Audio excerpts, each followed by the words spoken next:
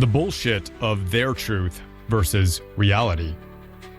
Believing something doesn't make it true, and if we pretend otherwise, we're all screwed. Introduction: the rise of my truth culture. At some point in the last couple of decades, people stopped saying, I believe, and started saying, that's my truth. It's like everyone's starring in their own reality show, The Real Delusions of Me, and facts are just bad lighting. Sounds harmless, right? Wrong. Oh, so wrong. Because what started as a way for people to express personal experience has mutated into a get-out-of-reality-free card. Got caught lying? Well, that's my truth. Ignored all the facts? Well, I feel this way, so it's valid. Refused to be accountable? This is just my lived experience. We've reached a point where people think their personal perception overrides objective reality, and it's making society dumber by the day. We're one my truth away from debating if gravity is just a vibe. In this episode, we're breaking down where the idea of my truth came from and how it got twisted, how people use it to dodge responsibility and manipulate others, why reality doesn't care about your feelings and why that's a really good thing, and most importantly, how to challenge this nonsense while keeping your sanity. Because at the end of the day, there's a difference between telling your story and rewriting reality. So let's get into it. 1.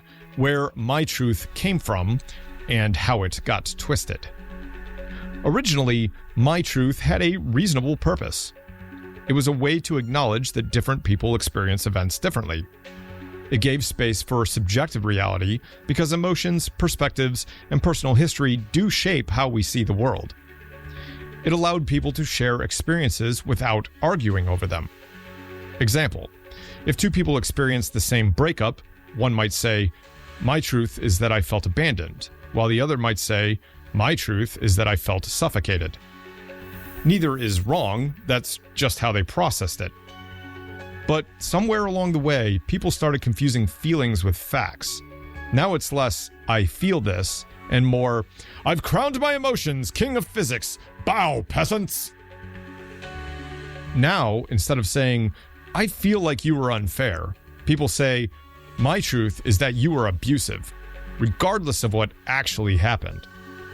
And that's where things go off the rails. Because personal perception is not the same as objective reality. Your truth doesn't get a vote in the periodic table. 2. The 3 ways people weaponize their truth. People don't just use their truth to express themselves. They use it to rewrite reality in ways that are dishonest, manipulative, and quite frankly, dangerous. 1. Dodging accountability. One of the biggest abuses of my truth is using it to avoid consequences. Someone lies about an event? That's how I remember it. They hurt someone? Well, I don't see it that way. They refuse to own up to bad behavior?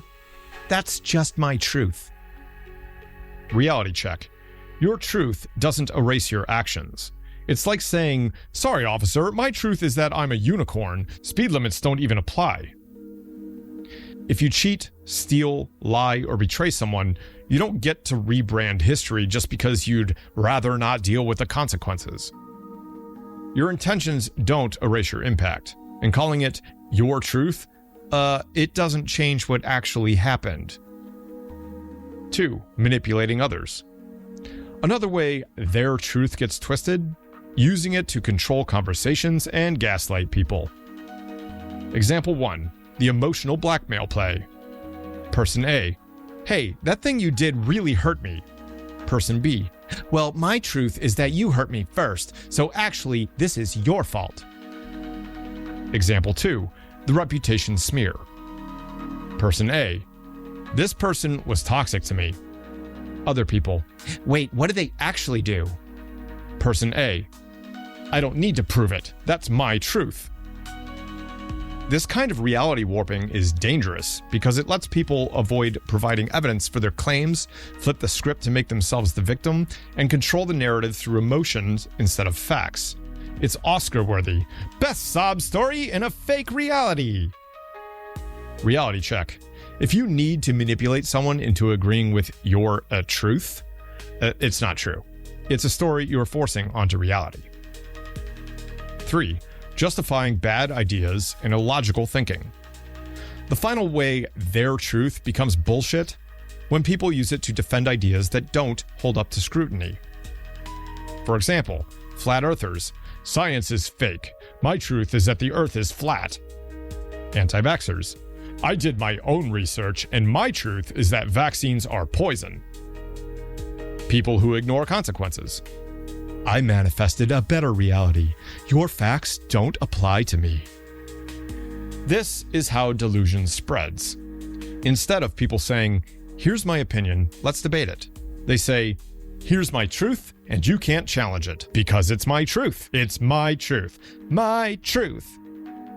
And once everyone's personal truth is treated as equally valid, facts become meaningless. Next up, my truth says the moon's a disco ball. Prove me wrong, NASA. The cold, hard reality. Truth isn't personal. Here's the thing. Your experience is real, absolutely real, but reality is not up for debate. There are 3 types of truth. 1. Objective truth. Reality that exists whether you believe it or not. So, for example, water boils at 100 degrees Celsius. Gravity exists. If you jump off a building, you fall. 2. Subjective truth. How you experience reality. I love spicy food. You hate it. Both are true, but only in personal context. 3. Distorted truth. When people pass subjective feelings off as objective facts. I feel betrayed, so that means you're a horrible person. The problem is that people treat subjective and distorted truths as if they're both objective. It's like they've upgraded their feelings to VIP status. Sorry, gravity, you're not on the list. Reality doesn't care about your truth. You don't get to redefine math because you feel like 2 + 2 = 5. You don't get to rewrite history because it makes you uncomfortable. You don't get to ignore facts because they don't align with your worldview. And if we start pretending otherwise, society collapses into emotional chaos. Cue the apocalypse where everyone's arguing their truth over the last Twinkie. 4. How to challenge faulty logic without losing your mind. So what do you do when someone hits you with, "That's my truth," as a way to dodge facts, avoid accountability, or push nonsense? Well, 1. Ask, how do you know that? The simplest way to expose bad logic is to ask for evidence. So what proof do you have for that? Can you explain why you believe that? What would it take for you to change your mind? If they can't answer those questions, they're not speaking truth, they're clinging to a belief. They're just reciting lines from My Truth the Musical. No script, all improv. 2. Separate facts from feelings. When someone blurs emotions with reality, separate them. Hey, I get that you feel that way, but what actually happened? Hey, your feelings are valid, but feelings aren't facts. Hey, can we separate your experience from what is objectively true? This lets you validate their emotions without validating bad logic, without letting their feelings rewrite the Constitution or your sanity. 3. Let reality teach them. Some people won't listen, no matter what. And that's fine, because reality has a way of proving itself. Someone ignores financial advice, their bank account will wake them up. Someone denies consequences, life will serve them eventually. Someone insists on rewriting history, time is a way of sorting out the truth. You don't need to win every argument. You just need to make sure that you're not the one lying to yourself. Reality's the ultimate bouncer. It'll toss their truth out when the tab runs dry. Final takeaway. Feelings do matter, but facts matter more. At the end of the day, you can have your experiences, your perspectives, and your emotions, but you don't get your own version of reality. And if we don't get that straight as a society, we're all screwed. So here's the question. When was the last time you changed your mind about something because the facts proved you wrong?